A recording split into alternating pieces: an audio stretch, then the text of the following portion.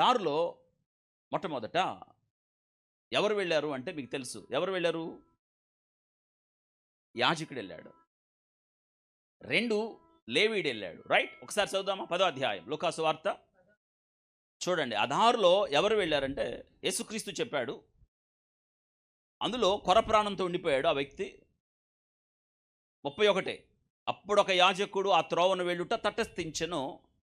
అతడు అతనిని చూచి పక్కగా పోయెను. అతనిని చూచి ఎట్టపోయాడు? చూచి ఏం చేయాలి? నేను ఒక మాట చెప్పాను. Seeing and acting. అది. చూడు, పనిచేయి, చూడు, కథన రంగములోకి దిగు, చూడు, నువ్వు చేయి, ఏదోటి చేయి, చేయాల్సిందే, చేయకుండా వెళ్ళొద్దు. ఎందుకో తెలుసా? చేయడానికి మనం ఏడున్నాం. ఇది మనం తెలుసుకోవాల్సిన విషయం. చూసిపోవడానికి కాదుగా.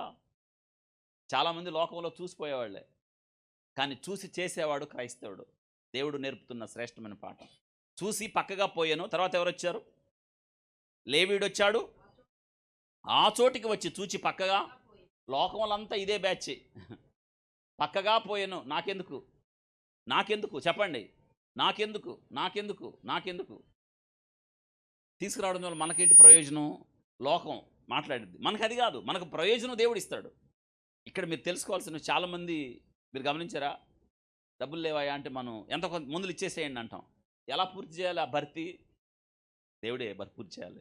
గుర్తుపెట్టుకోండి, మనం దేవుని పేరట చేస్తున్నాం, ప్రభు పేరట చేస్తున్నాం. మీరు ఎప్పుడైనా గుర్తుపెట్టుకోండి, మీ జీవితంలో రాసుకోవాలి. దేవుని పేరట మీరు ఏది చేశారో, దేవుని మహిమార్థం ఏది చేశారో అది రహస్యంగా మీ జీవితంలో కొరతలు, ఖాళీలు, లోట్లు ఏవి ఉండవు. వింటున్నారా? మొట్టమొదట ఎవరు వెళ్ళారు? యాజకుడు వెళ్ళాడు. తర్వాత ఎవరు వెళ్ళారు? లేవీయుడు వెళ్ళాడు. యాజకుడు పోయాడు, లేవీయుడు వెళ్ళాడు. వీళ్ళు ఏం చేయొచ్చు? ఏదో చేయొచ్చు, ఏదోటి చేయొచ్చు కదా. వినండి, మీరు కూడా మీ జీవితంలో ఎదుటి వ్యక్తి బాధపడుతున్నప్పుడు, ఎదుటి వ్యక్తి కష్టపడుతున్నప్పుడు, ఎదుటి వ్యక్తి దుఃఖపడుతున్నప్పుడు, వేదన చెందుతున్నప్పుడు, పరిస్థితులు కష్టతరం అనిపించినప్పుడు నేను ఒక మాట చెప్పమంటారా?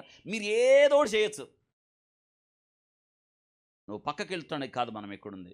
లోకంలో ఇదే బ్యాచ్, పక్కకి వెళ్ళే బ్యాచ్. నాకెందుకు, నాకెందుకు, నాకెందుకు, నాకెందుకు, నాకెందుకు, నాకెందుకు, నాకెందుకు కాదు, నాకే కావాలి.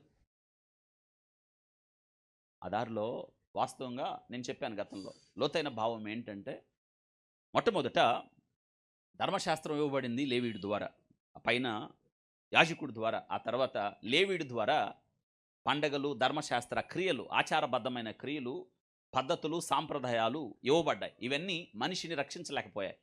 వింటున్నారా? చివరికి అక్కడికి ఎవరు వెళ్ళారు? సమరయుడు వెళ్ళాడు. వెళ్ళి మిగతా వాళ్ళిద్దరూ పక్కగా పోయాను. మిగతా వాళ్ళిద్దరూ నాకెందుకులే. ఇప్పుడు భాష మార్చండి. ఇప్పుడు సమరయుడు పక్కగా పోయినా, దగ్గరికి వచ్చినా, ఇది. మిగతా వాళ్ళు పక్కకు పోతారు, మనం దగ్గరికి రావాలి. అంటే మన డైరెక్షన్ చూసారా? లోకం డైరెక్షన్ ఒకటి, మన డైరెక్షన్ ఒకటి. లోకం చూపు ఒకటి, మన చూపు ఒకటి. ఇక అందులో కీలకమైనది ఏంటో తెలుసా? చూడండి ఏమేం చేశాడు అక్కడ. ఆయన ఏం చేశాడు చూడండి. సమరయుడు ఆ చోటికి వచ్చాడు.